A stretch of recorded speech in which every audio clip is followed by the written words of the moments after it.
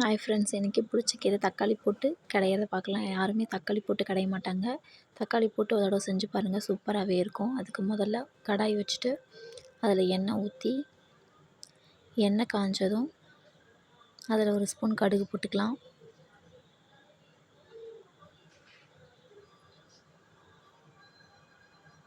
கடுகு பொரிஞ்சதும் இதில் ஒரு 4-5 பல் பூண்டு போட்டு வதக்கிக்கலாம். பூண்டு நல்லா பொரிஞ்சதும் வரமிளகாயை ஒரு 5-6 கிள்ளி போட்டுக்கலாம். அதுக்கப்புறம் இதுவும் நல்லா வதங்கினதும் சின்ன வெங்காயத்தை ஒரு கப் அளவு ஆட் பண்ணிக்கலாம். வெங்காயம் நல்லா வதங்கட்டும்.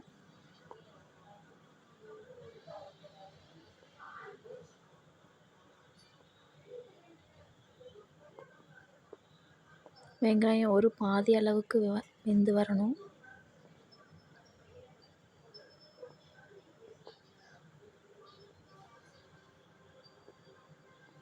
வெங்காயம் நல்லா வெந்து வந்ததும் ஒரு 5-6 தக்காளியை ஸ்லைஸாக கட் பண்ணி ஆட் பண்ணிக்கலாம்.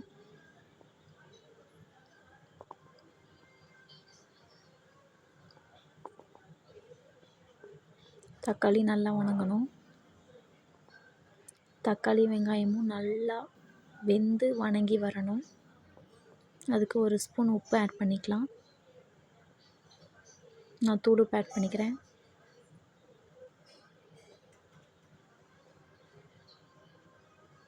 இதை நல்லா வதக்கி விட்டுக்கலாம். ஒரு 2 நிமிஷத்துலேயே நல்லா வதங்கி வந்துடும்.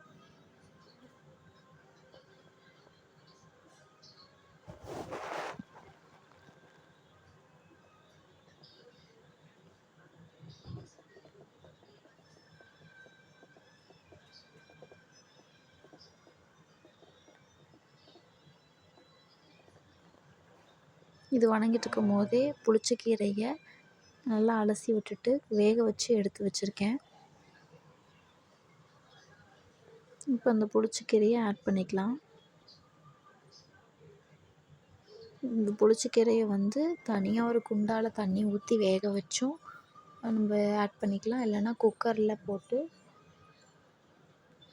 2-3 விசில் விட்டு இறக்கியும் வெந்ததுக்கப்புறம் அதில் ஆட் பண்ணிக்கலாம். குக்கரில் போட்டால் டக்குன்னு வேலை முடிஞ்சிடும்.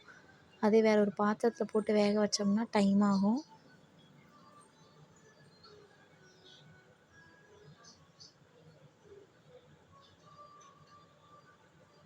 இப்போ புளிச்சக்கீரை போட்டதும் இதில் ஒரு சுவைக்காக ஒரு ஸ்பூன் வெந்தயத்தை ஆட் பண்ணிக்கிறேன்.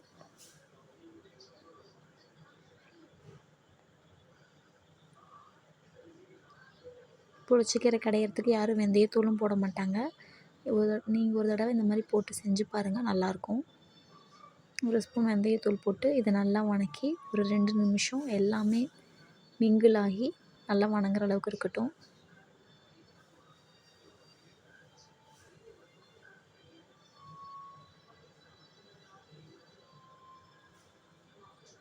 இப்போ இந்த ஸ்டேஜில் நம்ம இதை எடுத்து கடைஞ்சிக்கலாம்.